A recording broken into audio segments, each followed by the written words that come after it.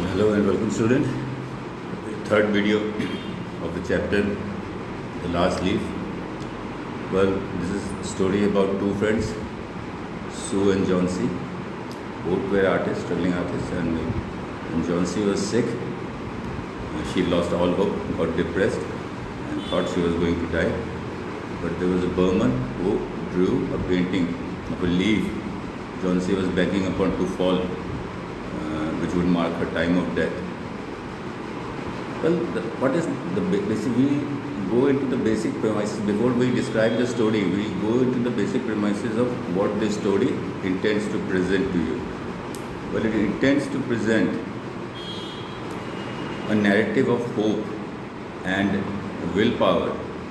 The last leaf drawn, although John C. continues to think it was the last leaf that gave her the courage and strength to survive during difficult times, but it ended up being Burman's spirit and courage to save the life of a young girl who had given up on all hope of living. So let's begin the chapter. Right, so here it is, the last leaf for you. Sue and John C. were two friends, and when John C. was very sick. And what happened was that John C. had given up on all hopes of living, right? And that was the main issue. The story tells you about the spirit and courage that the last leaf provided to John C. And it was not actually the spirit of the leaf, but the spirit of Burman that made it possible. When John C. was sick, she was being checked regularly by a medical practitioner. As you see, he came daily. Sue ensured that a medical professional visited her daily. After a few days of checking, the medical practitioner wanted to have a private discussion with Sue, and he said,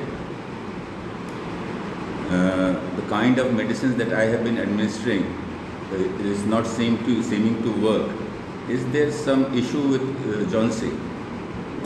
Sue had no idea why John C would have any issue. She had no idea that a sickness, a long-term sickness, a prolonged sickness can make a person depressed, demoralized, whereby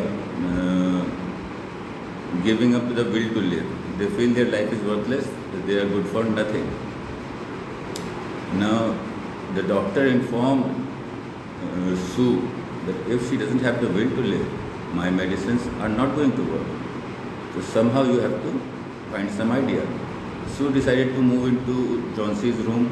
She started painting there. She started talking about fashion and other things that John C. liked when she was not sick. So she started drawing a painting over there and whistled in between. When she suddenly heard John C. counting backwards. 8, 7, oh, one more has fallen, 6. So she was surprised what she was doing. And she went to John C. and asked, what are you counting, dear? To which John C.'s reply was that ivy creeper over there, just in front of our house, it is shedding leaves very quickly. And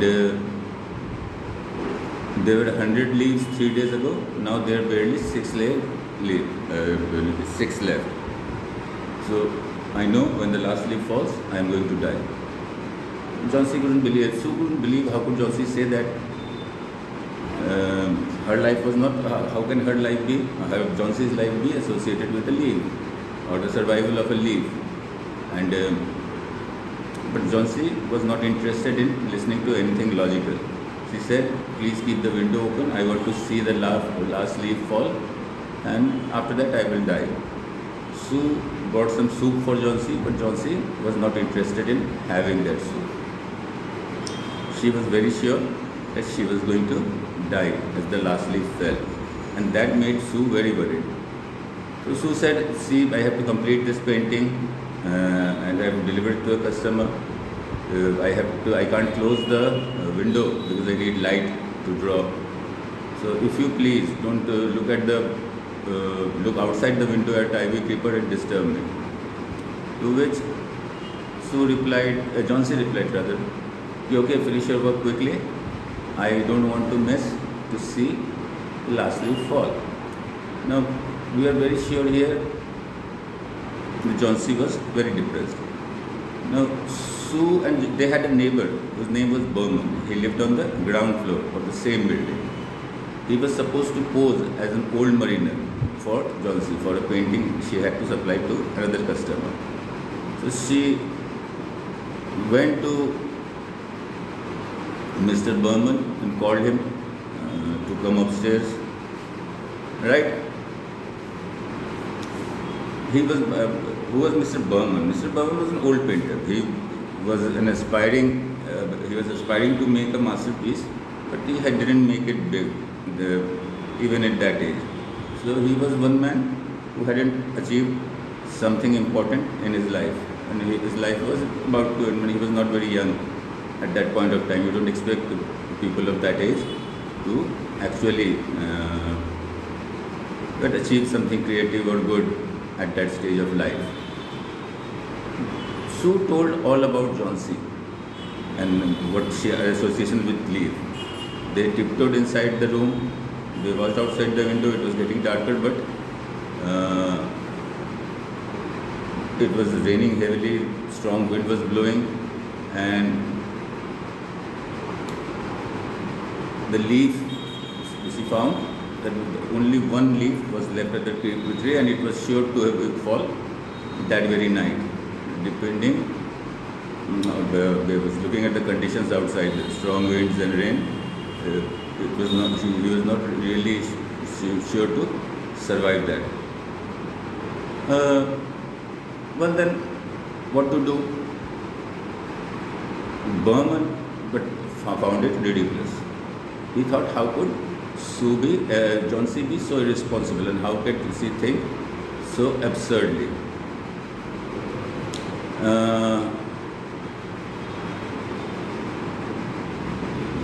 So John C. meanwhile was sad next morning when she woke up, and she wanted the curtain to be opened, and they found that last leaf had survived the rainstorm and the wind that occurred the previous night, and it was still clinging on. But John C. was sure it would fall that day and wasn't really in much mood. But later, after waiting for a long time, the leaf still didn't fall. That's when John C. had realized that the leaf would survive. She felt bad for her. She felt bad for how her behavior was bad for Sue, and she started asked for some soup to eat. Well, the doctor arrived and said that there was progress in John C. Now there was signs of recovery in her. But the sad news was that Mr. Berman, who would pass away because he had also acquired pneumonia. A janitor found him in his bed, all wet, soaked in water, with some paint lying outside. That's when Sue understood that it was Berman who, at the night, went outside because the last leaf had fallen. So he drew an exact image of the last leaf. And Sue told John C. that about the sacrifice Berman made, and he said it was his sacrifice that made you live. That old man died so that a young girl could live. That was the masterpiece Berman created. The story gives us a message that the courage and spirit, that's what makes us surprise. And thanks for watching, children. It's goodbye time.